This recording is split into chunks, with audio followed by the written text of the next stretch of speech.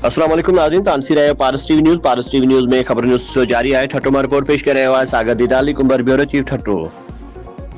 केटी बंदर वेझो सामुंडी हजामड़ो क्रेक वटि तेज़ हवाउनि जी ज़द में अची टुटी कल्टी थियल ॿेड़ी जे नतीजे में 16 माहिगीर ॿुॾी विया। 8 माहिगीरनि खे रेस्क्यू करे बचायो वियो। 8 माहिगीरनि जी ॻोल्हा जारी आहे। संदन वास सख़्त परेशान। ज़िले इंसाम ऐं नेवी जे रेस्क्यू टीमुनि समेत मक़ामी माहिगीरनि पारां उन समुंड में संदन ॻोल्हा जारी करे छॾी आहे। वज़ीर आला सिंध पारां पुर नोटिस वठंदे लापता माण्हुनि जी ॻोल्हा करे खेनि वासन हवाले करण जी हिदायत करे कमिश्नर खां रिपोर्ट पुन तलब करे वरिती आहे। मौसम ख़राब हुजण तोड़े समुंड में शोर हुजण जे करे ॻोल्हा में दुश्वारी पेश अचनि पयूं।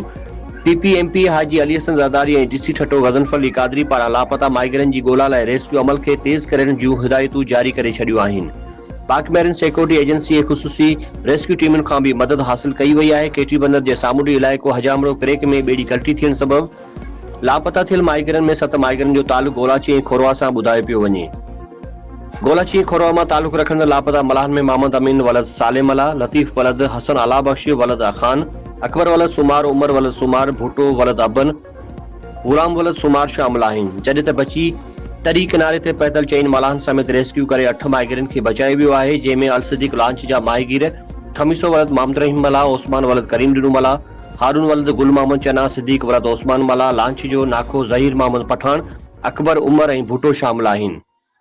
राब्तो करण ते डीसी ठट्टो गज़नफर कादरी ॿुधायो त केटी बंदर वेझो सामुंडी इलाइक़ो हजामड़ो क्रेक में ॿेड़ी कल्टी थियण करे 16 माहिगीर ॿुॾी विया आहिनि, जिन मां 8 माहिगीरनि खे रेस्क्यू कयो वियो आहे, जॾहिं त बाक़ी 8 माहिगीर लापता आहिनि, जिन जी ॻोल्हा में ज़िले इंतज़ामिया ऐं नेवी मेरिन जे सिक्योरिटी एजेंसीज़ जूं रेस्क्यू टीमूं मसरूफ़ बणियल आहिनि। वाज़े रहे त तेज़ हवाउनि सबबि हीउ वाक़ियो पेश आयो आहे, जंहिं करे इलाइक़े में सोग वारो माहौल छायल आहे।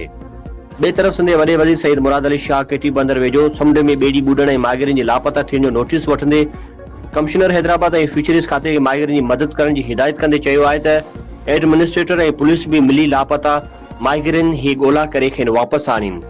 वज़ीर आला सिंध सईद मुराद अली शाह चयो आहे त ठट्टो ऐं बदी जे साहिली इलाइक़नि में नंढा वॾा काफ़ी जज़ीरा आहिनि, किथे न किथे लापता थियल माहिगीरनि पनाह ज़रूर वरिती हूंदी। अञा वधीक चए त लापता माहिगीरनि जी ॻोल्हा में जेकॾहिं पाक फ़ौज जी मदद जी ज़रूरत पई त उन खां बि मदद वरिती वेंदी। लापता माण्हुनि जा वास इत्मिनान रखनि। सिंध हुकूमत माहिगीरनि जी ॻोल्हा में का बि कसर न छॾींदी। वज़ीर आला सिंध कमिश्नर हैदराबाद खां सख़्त पुछाणो कंदे चयो त मौसमियात खाते पारां तेज़ हवाऊं लॻण ऐं बरसातूं पवण जी अगकथी कई वई हुई त पोइ माहिगीरनि खे समुंड में वञण जी कंहिं इजाज़त ॾिनी। खेसि जल्द रिपोर्ट तलब कई वञे।